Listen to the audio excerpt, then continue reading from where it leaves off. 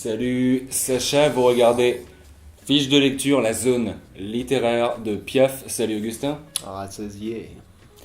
Aujourd'hui, on parle d'un classique, Roméo et Juliette de William Shakespeare. Mais avant de commencer, j'aimerais saluer le formidable travail de notre ingénieur du son.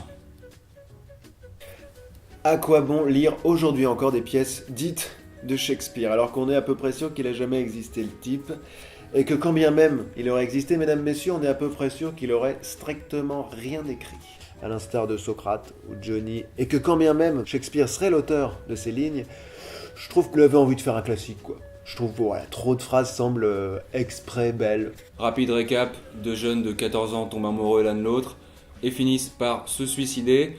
Il faudrait peut-être que Cupidon passe son BAFA. Non ?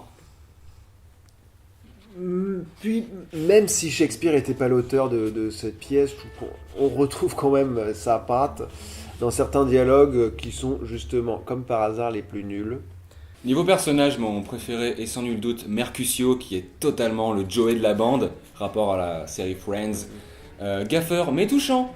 Et c'est dommage qu'il ne soit qu'un personnage secondaire, parce que Juliette à elle seule ne forme qu'une pâle copie de Rachel, toujours en rapport à la série Friends.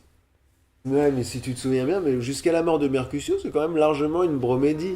Sauf qu'hélas, 3 fois hélas, Roméo, comme beaucoup de jeunes, prend de la drogue à titre récréatif. Alors en découle ce qu'on a appelé, d'autres avant moi, le grand paradoxe shakespearien, qui veut que, en général, ce genre de burn-out touche surtout les gens qui, justement comme moi, sont vraiment tournés vers les autres, dans l'humain, le sincère, jusqu'à parfois passer à côté de leurs propres envies, comme ça a pu m'arriver.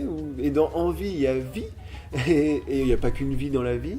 Et donc c'est peut-être en ça aussi que réside le mystère Roméo. Enfin, c'est que comment quelqu'un qui est clairement chômeur, si vous voulez, peut faire un burn-out, lui aussi, a le droit. C'est une œuvre assez actuelle, dans le sens où je compare volontiers les Capulets avec les Balkany.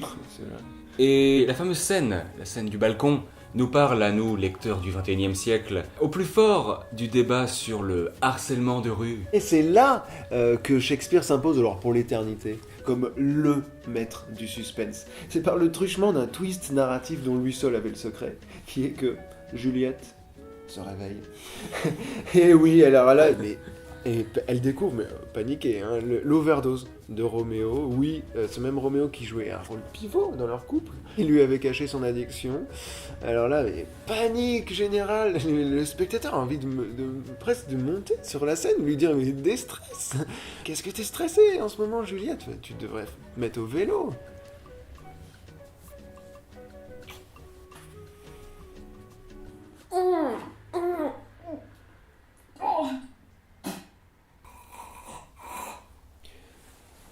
Finalement, c'est comme tout Shakespeare, je veux dire. Tu sais à quel point Not to Be est ma phrase préférée de tous les temps de Shakespeare, de Hamlet. Mais bon, à quoi bon relire aujourd'hui Hamlet? Je veux dire, moi, non. Si j'ai envie de m'émouvoir devant le spectre d'un roi qui hante les remparts de son ancienne demeure, je vais directement à Graceland, du côté de Memphis, dans le Tennessee. Pour le coup là, on sent la présence d'Elvis. Le mec habite les murs, c'est pas. Bon, pour résumer, c'est une pièce super à lire tout en dégustant une pizza Ou des spaghettis. et de la sauce tomate. C'est pas nécessairement italien, c'est pas un plat italien d'ailleurs. Attends, tu connais quand même d'autres plats italiens? Il connaît que 2 plats italiens. Non, pizza. Ils m'ont sauce foutu avec tomate, le seul qui connaît que 2 plats italiens. brocoli. Il connaît pas. Ils m'ont mis avec celui qui connaît pas les plats italiens. Ça va. Il connaît que 2 plats italiens. Non mais t'es sérieux? Pizza. Il est sérieux?